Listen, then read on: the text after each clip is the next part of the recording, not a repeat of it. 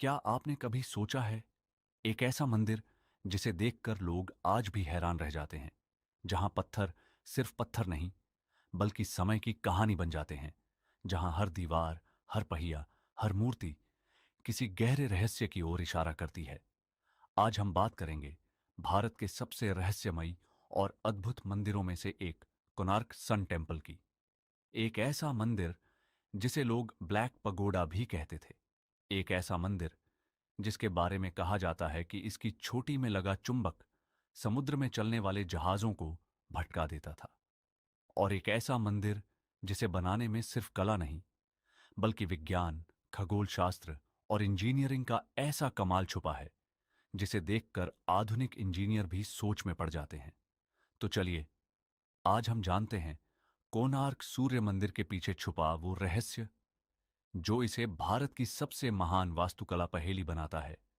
शुरुआत एक सपने से 13वीं शताब्दी।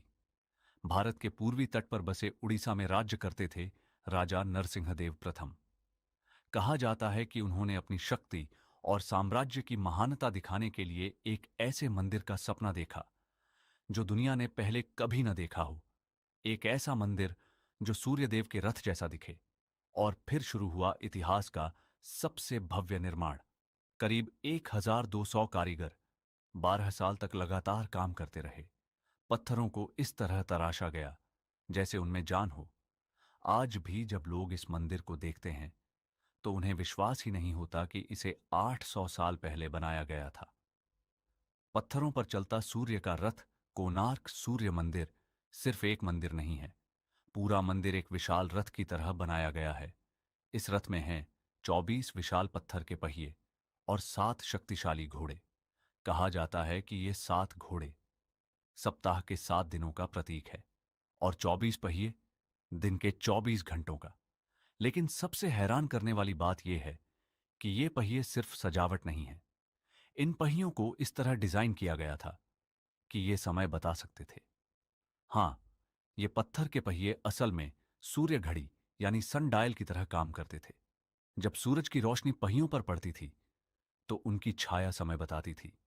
सोचिए, 800 साल पहले, जब दुनिया के कई हिस्सों में विज्ञान इतना विकसित नहीं था, तब भारत में पत्थरों से समय मापा जा रहा था। अब आते हैं उस रहस्य पर जिसने कोणार्क मंदिर को पूरी दुनिया में मशहूर कर दिया। कहा जाता है कि मंदिर की चोटी पर एक विशाल चुंबक लगा हुआ था, इतना शक्तिशाली कि समुद्र में गुजरने वाले जहाजों के कंपास काम करना बंद कर देते थे। कुछ कहानियों के अनुसार मंदिर के अंदर भगवान सूर्य की मूर्ति हवा में तैरती थी। ऊपर और नीचे लगे चुंबकों की ताकत से मूर्ति बीच हवा में संतुलित रहती थी। हालांकि इतिहासकारों के पास इसका कोई पक्का सबूत नहीं है, लेकिन यह कहानी आज भी लोगों की कल्पना को रोमांच से भर देती है। कई लोगों का मानना है कि बाद में विदेशी आक्रमणकारियों ने उस चुंबक को निकाल लिया, जिससे मंदिर का संतुलन बिगड़ गया और धीरे धीरे उसका मुख्य हिस्सा गिरने लगा।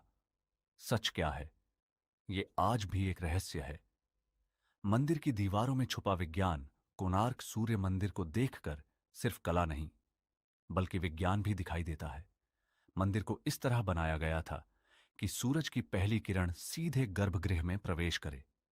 कल्पना कीजिए, सुबह का सूरज और उसकी सुनहरी रोशनी सीधे भगवान सूर्य की मूर्ति पर पड़ती होगी। यह सिर्फ धार्मिक आस्था नहीं थी, यह खगोल विज्ञान की गहरी समझ थी। मंदिर की दिशा, उसकी ऊंचाई, उसके कोण, सब कुछ बेहद सटीक गणना के साथ बनाया गया था। दीवारों पर उकेरी गई जिंदगी, इस मंदिर की सबसे खास बात है इसकी नक्काशी।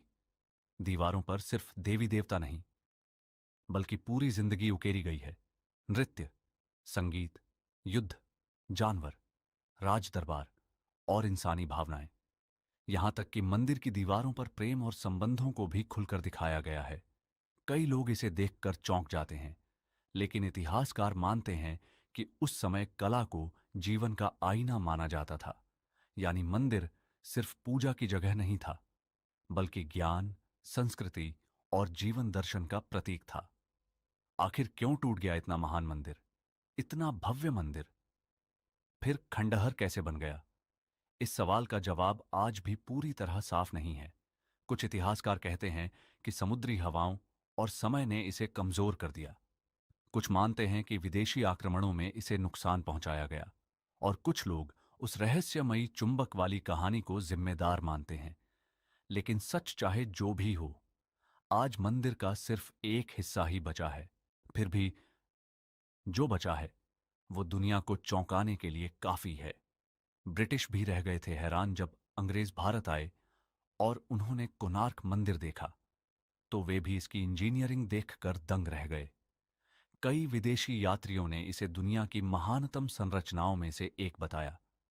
आज ये मंदिर यूनेस्को वर्ल्ड हेरिटेज साइट है, और हर साल लाखों लोग यहां सिर्फ एक सवाल लेकर आते हैं: आखिर 800 साल पहले इंसानों ने ऐसा चमत्कार कैसे बनाया होगा? का सबसे बड़ा रहस्य शायद उसका अधूरापन है। कुछ इतिहासकार मानते हैं कि मंदिर कभी पूरी तरह पूरा ही नहीं हुआ।